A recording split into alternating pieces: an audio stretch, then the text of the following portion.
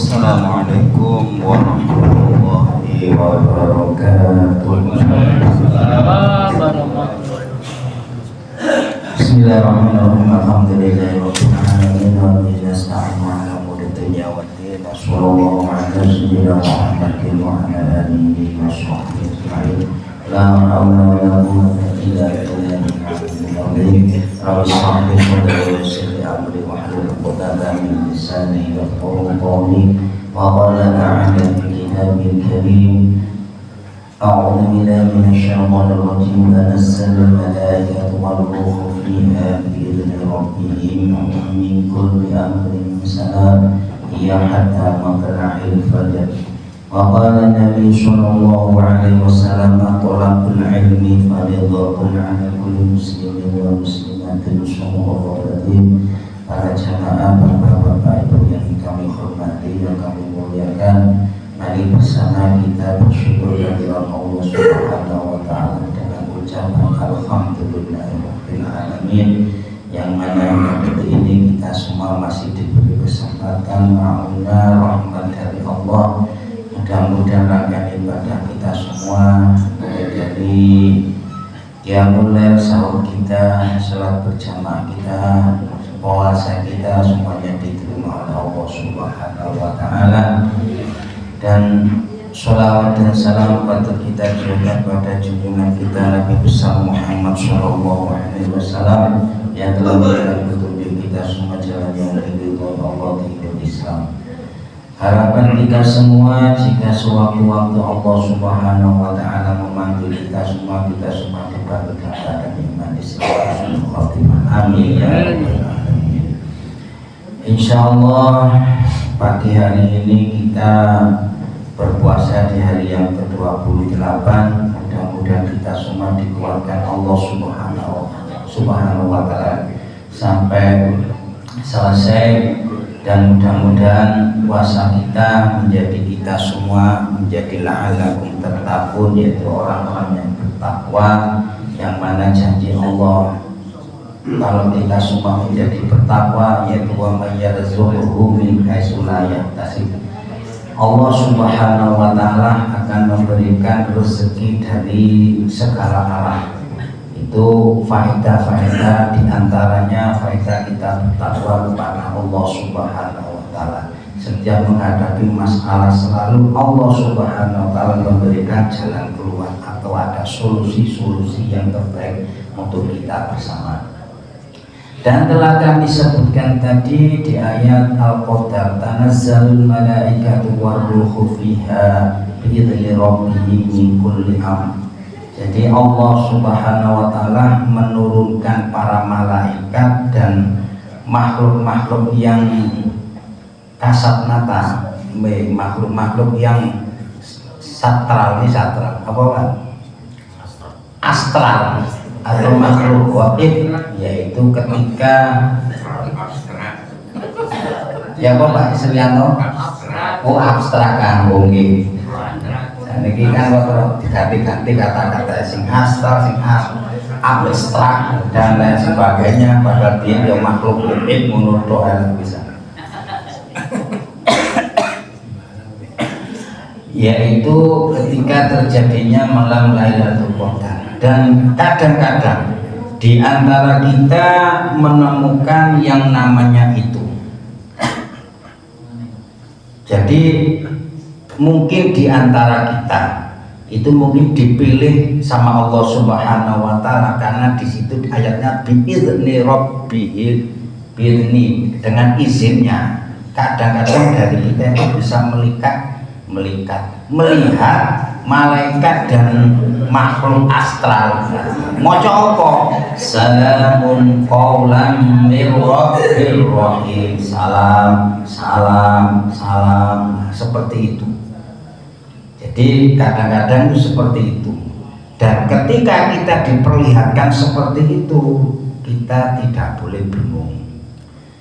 Kalau kita tidak kuat dan bingung, bisa-bisa kita ini iso isdet. Nopo isdet Bu? Oh, hilang gak dengan aku? Oh, koitan. Iya. Jadi saya itu meninggal dunia kita kalau kita tidak kuat seperti itu, karena kita semua kadang-kadang dari kita itu diperlihatkan, akan tetapi mungkin dari sebagian besar kita ini tidak diperlihatkan. Alhamdulillah ya, supaya kita ini yaitu tidak ya kuman kakoin atau gak istimewa. Alhamdulillah, itu adalah keistimewaan dari seseorang yang diperlihatkan malam Lailatul Qadar ketika para malaikat dan makhluk astral atau cara biyen iku jenenge makhluk gaib itu diperlihatkan kepada kita semua. Makanya letak delok sebagian dari jamaah kita ketika malam Lailatul Qadar itu metu dicoba. Nah, mungkin diantaranya kepingin delok sing jenenge makhluk gaib kuman. Atau ketika ini terjadi juga di kawan-kawan di daerah Mendikono. Jadi lek wis malam Lailatul Qadar itu nang dhuwur dhewe lek jamaah itu. Jadi pondoknya itu tingkat 3. Lek jamaah lek wis jamaah loro iku wis namung gak kabeh. Mapak ndelok malaikat mudhun. Lek sing kuat monggo, lek sing gak kuat bahaya ini. Nah, seperti itu.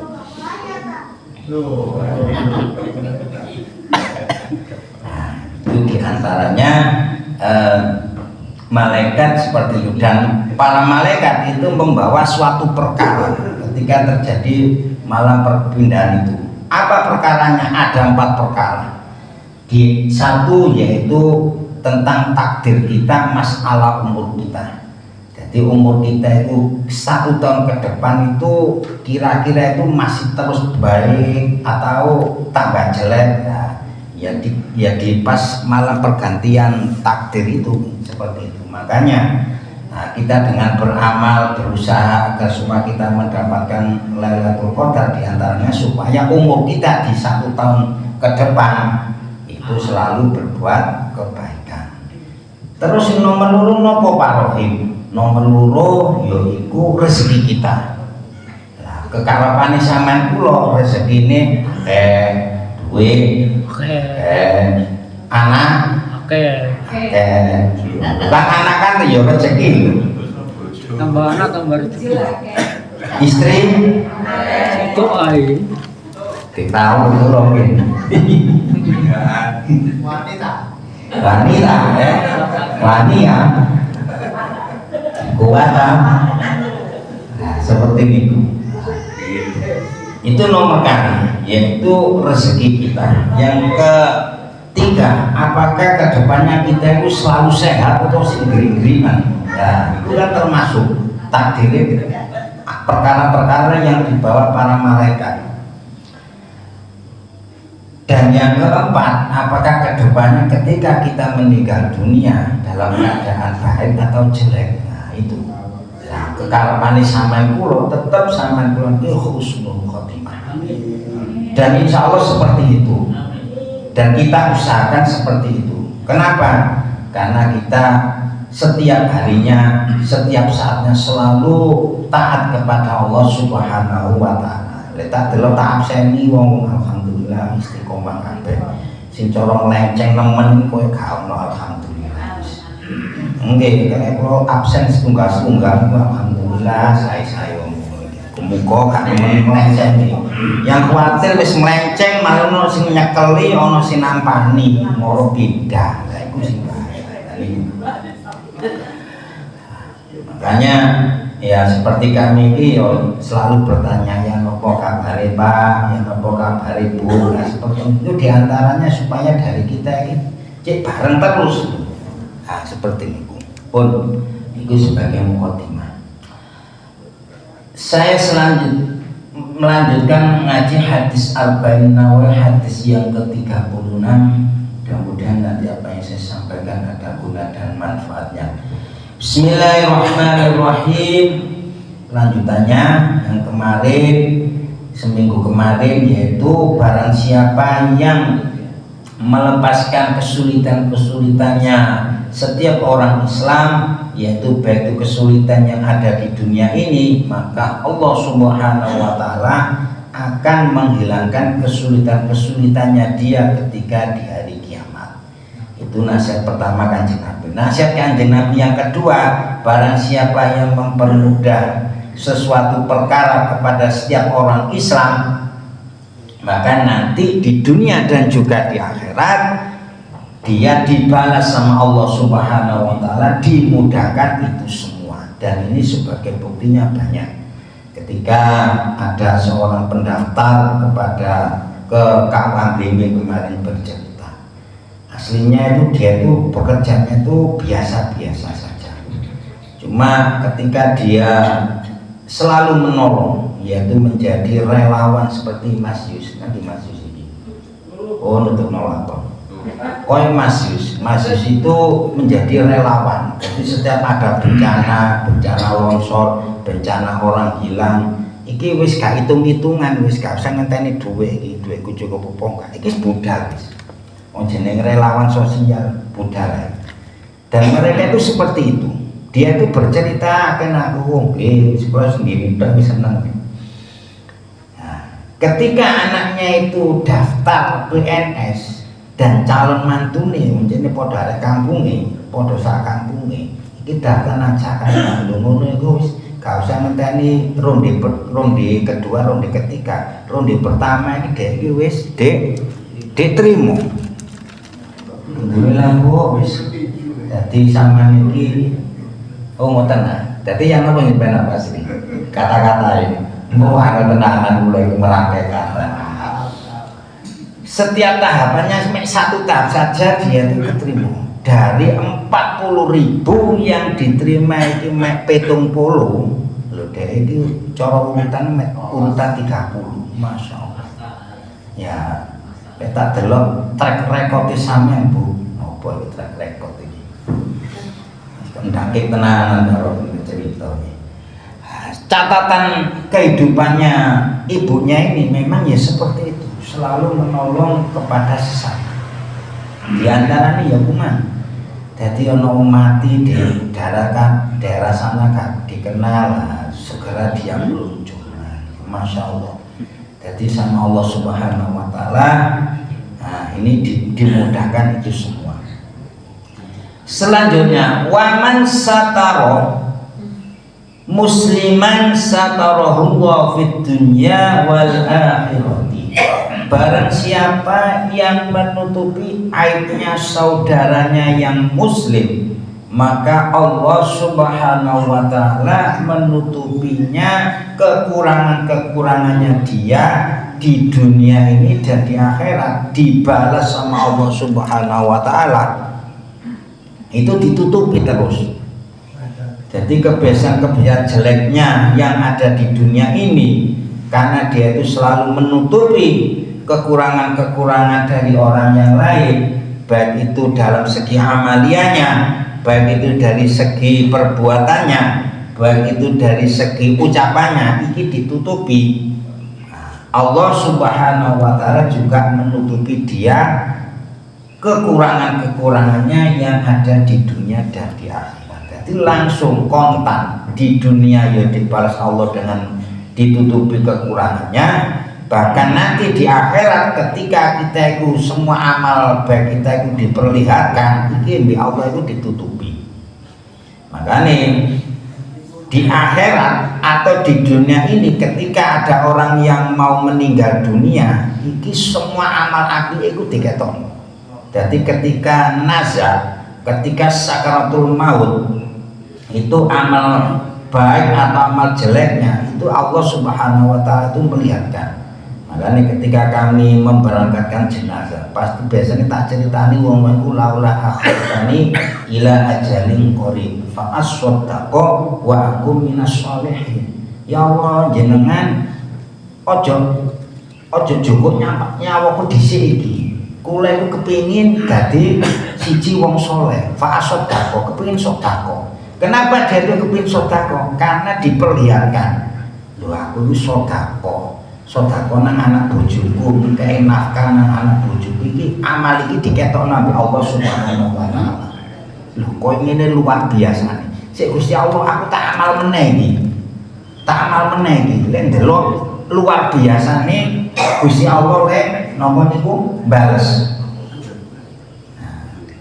Begitu juga sebaliknya, orang yang menahan nyawanya karena diperlihatkan amal jeleknya, si Gusti Allah aja di Joko disik nyolok iki, aja diambil dulu nyolok iki.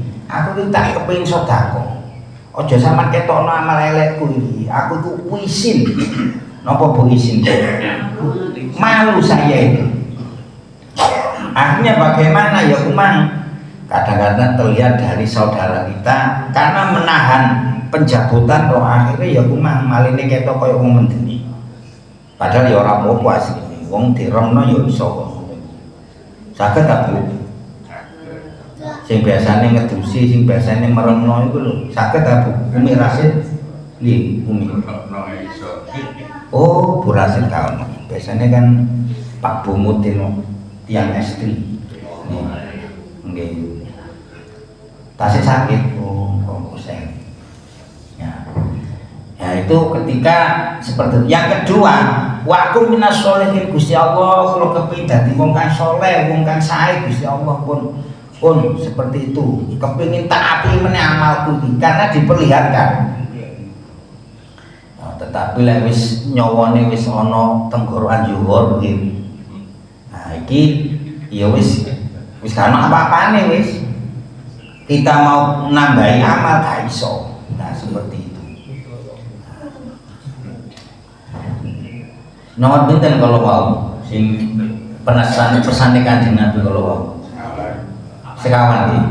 Oh iya.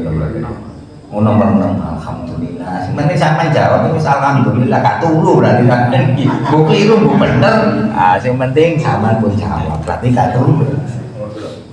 Alhamdulillah.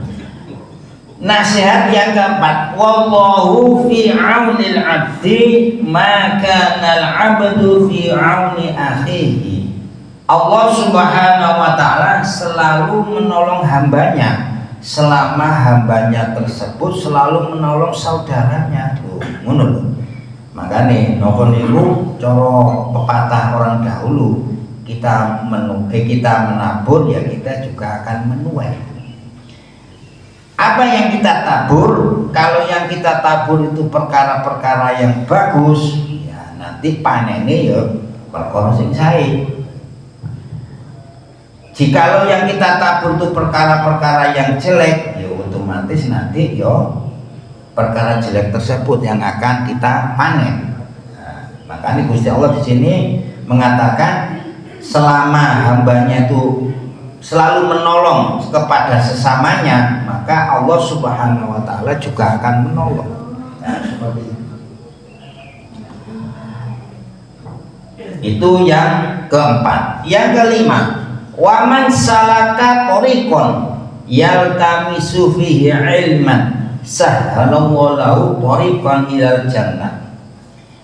Yang kelima, pesan Kanjeng Nabi kepada kita semua, barang siapa yang membuatkan jalan yang mana dengan jalan tersebut untuk mencari ilmu agama, maka Allah Subhanahu wa taala juga akan memberikan jalan yang mudah menuju surganya Allah. Alhamdulillah, di sini lengkap. Sampeyan kula kepengin ngaji Quran, terutama untuk ibu-ibu, niku pun dicepataken. Sudah disediakan. Lho koyo ngene iki ya kok Gusti Allah yang gampangno yang mengajak menuju surga. Lho ngoten. Begitu juga Abayatman memudahkan sampean kula dalam beribadah. Masjid Resik, Masjid Tepak, Masjid pokoke sae. Lho ngene iki gawekno dalan sampean kula menuju surga. Nah, seperti itu. Gampangno itu semua.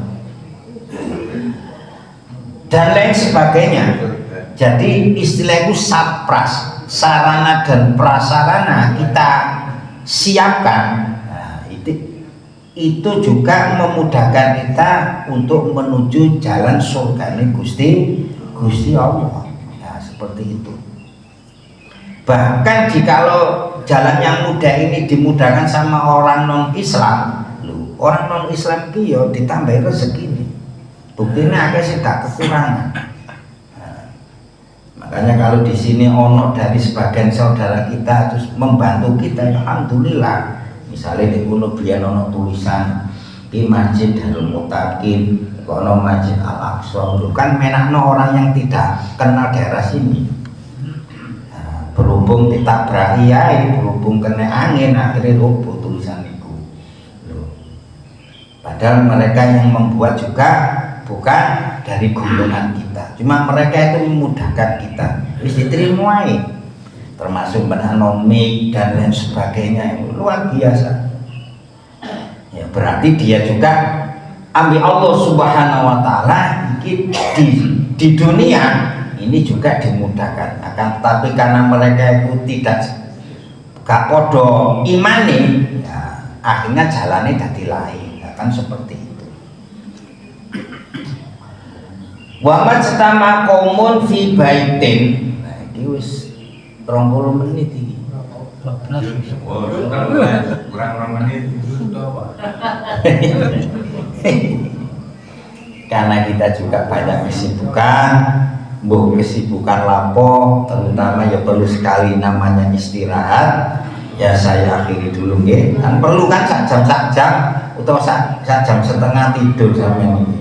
Boleh sama gak turu, yang khawatirkan pas zaman kiai nyambut gawe itu ngantuk. Jadi seperti kemarin terjadi pada rekan kami. Jadi rekan kami jam 12 bengi weni mami daerah Samaan. Iki teko pertigaan Slorejo niku cedhek irama. Iso mowe kok nemen delosor sampai 6 meter sepeda motor. Terus jendikane iki kukune iki cepot. Ya apa ngene iku. Makane sampean tak wis cukup 20 menit ngajeni. Mari ngono sampean ndang turu kok. Kok mari ngono lek wis jam 7:30 ndang tangi yo nyambut gawe yo. Lho ngono. Kan penakan kula niki. Nggih. Kemawon atur-atur kula mugi-mugi kang kula aturaken wonten guna lan manfaatipun. Amin ya rabbal